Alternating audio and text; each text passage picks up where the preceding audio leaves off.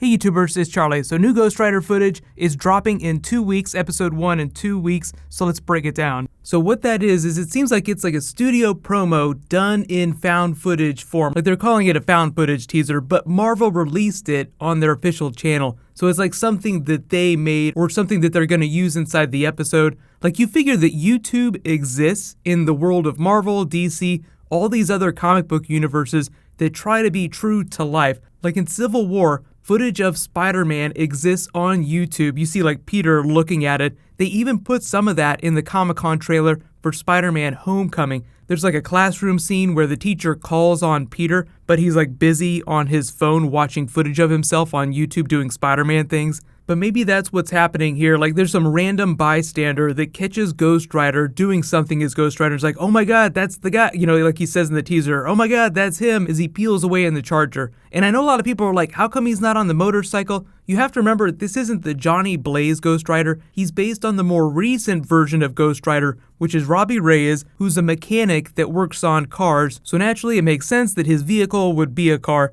In the first episode, I think is titled The Ghost, so it'll introduce his character. You'll see how he works on screen. I don't know if they're going to give him his abilities in the first episode, or if we'll pick up running and he'll already be Ghost Rider. But the showrunners said they went with him just because there's a little less baggage. Like people know less about this version of Ghost Rider, so they don't have to deal with as much of like the extra baggage that you do when you do very specific comic book characters. Like if they did Hulk on the TV show, they would have to be very true to what's going on in the movies, what he was in the comics. When they do lesser characters or they do relatively brand new characters, it's not quite as big a deal. But in the tradition of most Ghost Rider characters, they're good people that fall on hard times, make a deal that goes sideways with either the devil or someone really bad. That's the same situation here. Like they always get tricked into a deal to give them these abilities, but the devil or whoever it is that they make that bargain with never makes the bargain without knowing that they're going to come out on top. Like you're not going to win a bet with the devil. He would never enter into a contract where he didn't know coming out that he would get everything. So right off the bat, he's the selling point. Ghost Rider season of Agents of S.H.I.E.L.D. I assume he's going to be around for the entire season, like the first half and the back half of the season. But Inhumans are still a big deal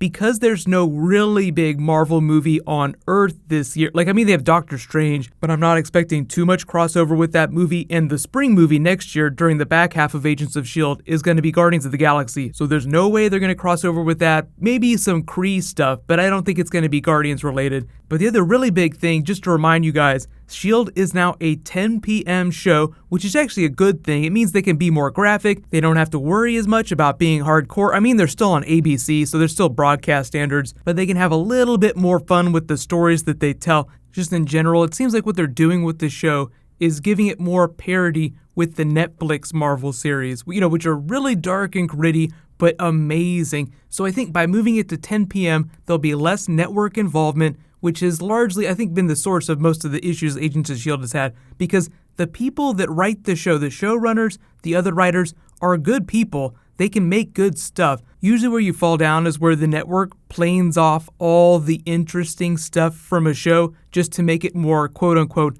likable for the audience that they already have on their network. And I think by putting this at 10 p.m., that'll be less of an issue. So all really good things. I think you guys will like the show a lot more now that it's on later at night. It's amazing how much of a difference just bumping it by 2 hours can make. And it's not as much of a conflict with shows on other networks like The Flash, which is still at 8 p.m. So there's no worry about competing time slots. But what's probably going to happen is my Flash videos will post Tuesday night just because that'll be the first thing to drop during the night. And then the next morning I'll post Agents of S.H.I.E.L.D. So be sure to subscribe to get all that stuff. There's still a Civil War Blu-ray that's going on right now. All you have to do to enter is be a subscriber, leave a comment on this video. That'll keep going till the Blu-ray actually drops. There's a big convention this weekend, so DC people, Marvel people are talking all about new seasons. So there'll be all kinds of new DC, Marvel stuff based on that. So that'll start posting tomorrow. While you guys wait for that to post, you can click here to learn all about Captain America in Spider-Man Homecoming, and you can click here to learn about how Doctor Strange and the Time Gem work into Avengers Infinity War. Thank you so much for watching, everybody. Let's high five. I'll see you guys tonight.